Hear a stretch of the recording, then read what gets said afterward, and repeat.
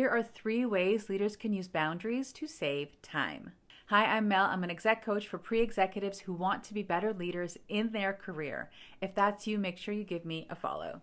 Look, I know you're in back-to-back meetings all day with no time to actually get your work done or read the 200 emails in your inbox. So here are 3 strategies I recommend to my clients to put boundaries around their time.